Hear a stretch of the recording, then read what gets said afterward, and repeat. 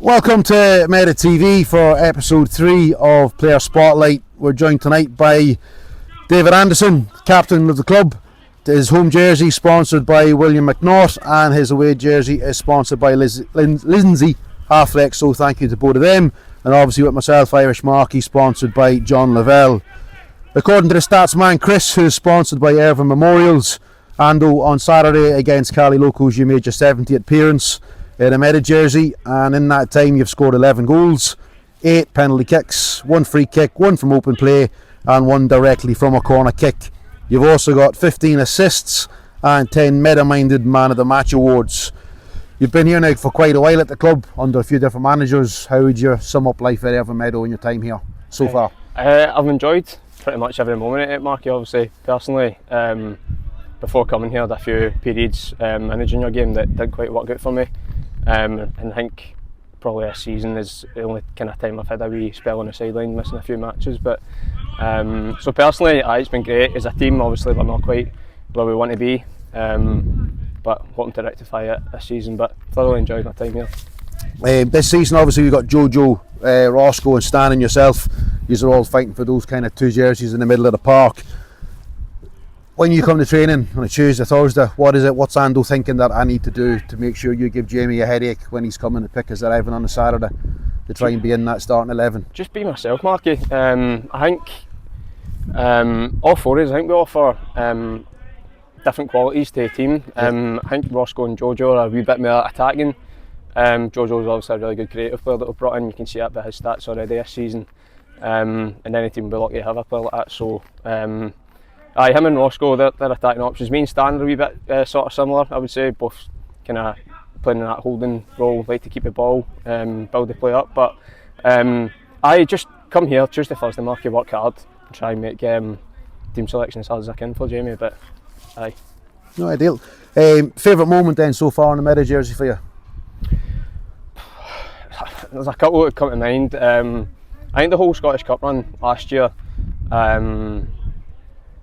for different reasons. Obviously, we almost didn't make it. Obviously, a couple of last-minute goals at Burton Island got us further into competition, and then also going through the rounds, beating Civil Service 3-0 at home was probably the highlight.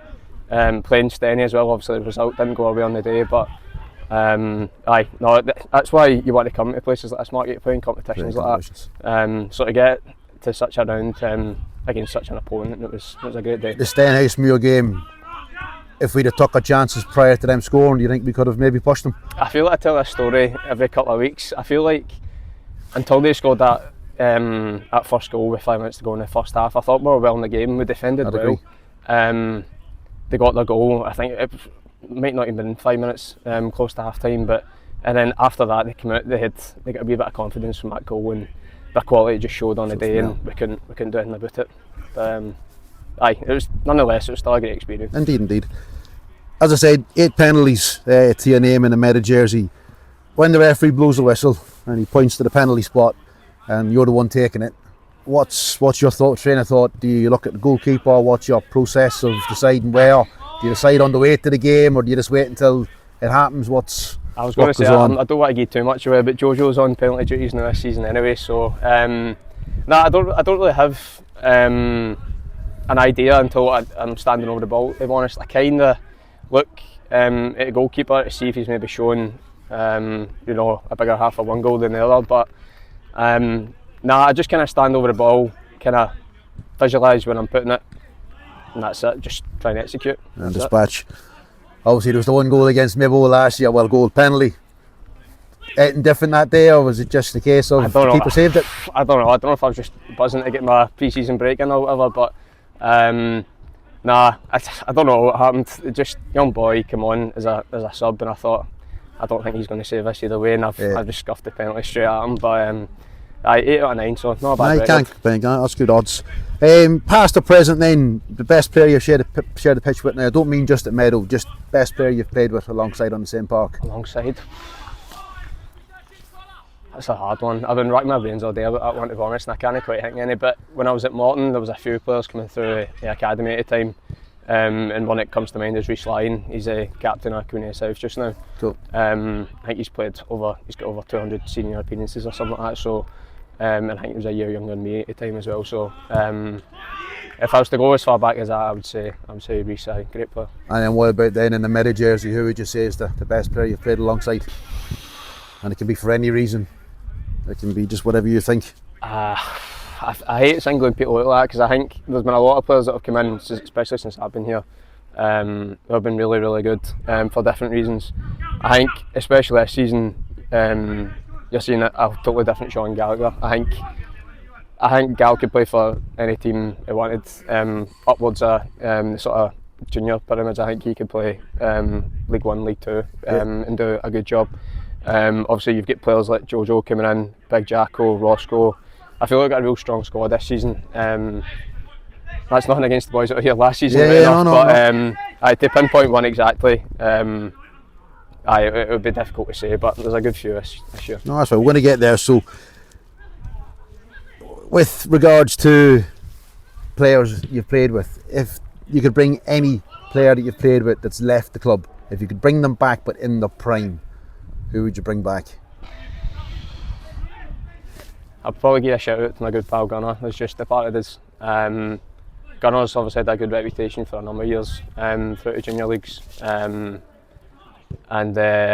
he's a centre mid as well. So I think to have him in his prime beside me on a Saturday, I love that.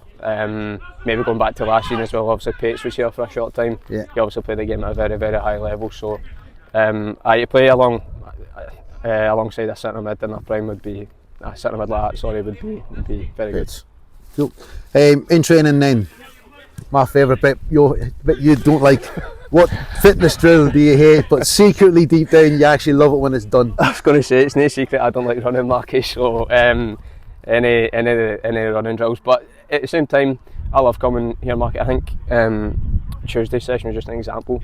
There wasn't a lot of running, just there's cones laying out or poles and you're running around it. It was running incorporated into game related stuff, and I love doing stuff like that because it makes you feel like you've actually turned up, you've done something, you've learned, you've worked. So obviously anything running related that's not game related, definitely I hate. No, that's fair enough.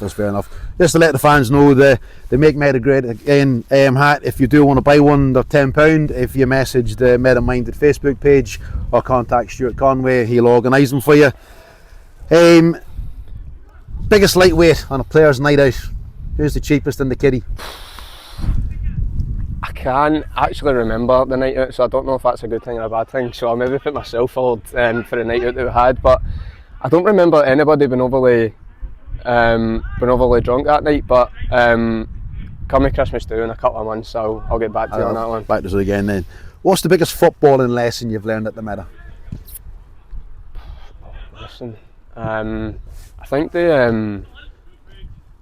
similar to kind of what Berdy said before, I think the sort of it was Mirimus for Berdy. I think he didn't quite understand just how important that fixture was. Aye. Would you be along the same lines? That's what I was trying to say. Whilst it's a friendly, it's an unfriendly friendly. Like, it really matters to the fans. Coming up to the first one, everybody was kind of in your ear, the sort of weeks leading up to it, kind of letting you know how big it was, but you were kind of just not dismissing it, but you were kind of dismissing it as it's just a local derby, they happen everywhere. And then turning up on the day last year and seeing like the stewards, the amount of fans that were already in the ground before, as like sort of players were arriving, I was just almost kind of taken aback a wee bit by it. Obviously last year it didn't go away, so I think this time it was very good to get the win. Get the win.